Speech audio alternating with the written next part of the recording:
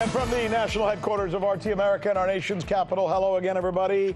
I'm Rick Sanchez. Tonight, Jeffrey Epstein may be spending his last night in jail because come tomorrow, he may be out. By the way, there's more information about Epstein that just came out that I can't wait to share with you. Also, if you thought that airport delays and that cancellations are bad right now, wait till you hear the latest on the Boeing situation that we're going to be reporting for you. But we are going to begin tonight with the global economy.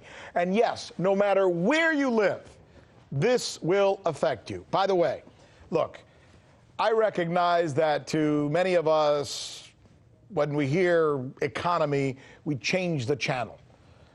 Economic stories because, well, they tend to be boring, right, and confusing.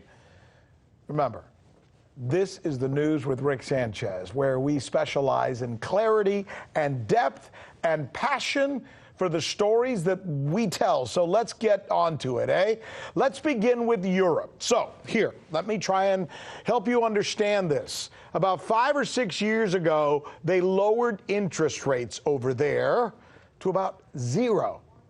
They said at the time that it was just going to be to give Europe a shot in the arm, just temporary. Guess what? It wasn't, and it didn't work. 5 to 6 years later, European Central Bank still hasn't achieved its goals, and it's actually now thinking, get this, it's actually now thinking about pushing down interest rates even further, below 0. Below 0. If that sounds crazy, it's because it is crazy. It's called negative interest rates. And you know what 0 or negative interest rates do to an economy, any economy?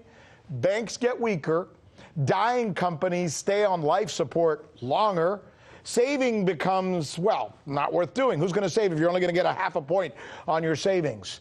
And corporate debt goes through the roof. Everybody's borrowing. Money's almost free, right? So why am I telling you this?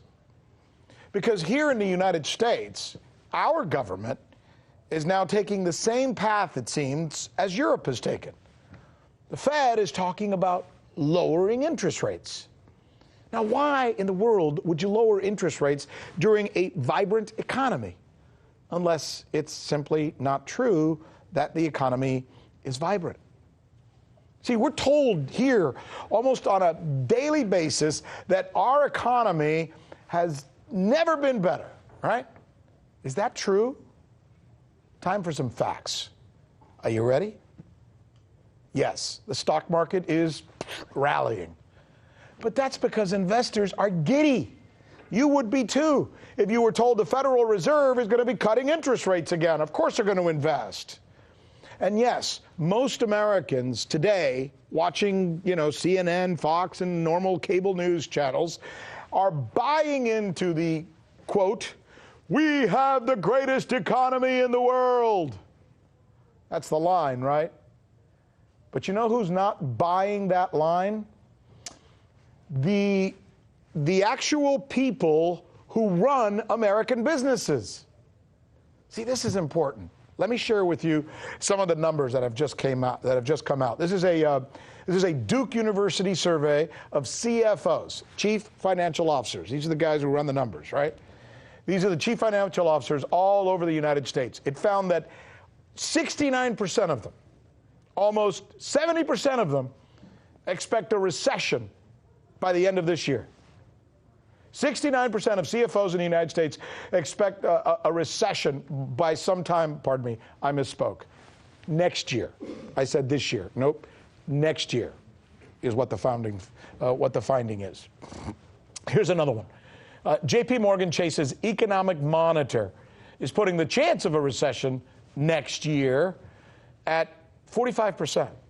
And by the way, that's up from 20% from when they did the same study last year. So what we're going to do is we're going to try and break this down for you even further.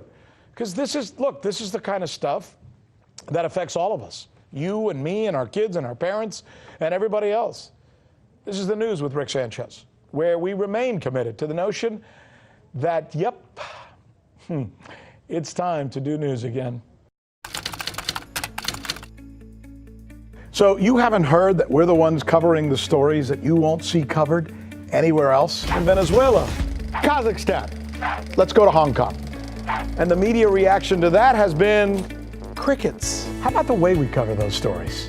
What the hell does that mean? Wally, Wally, Wally. That's the key word in this case, uprising. Keep? Can you believe that? Watching. This is the right thing for members of the media to do, to actually pick sides. Look, if you like what you see, subscribe.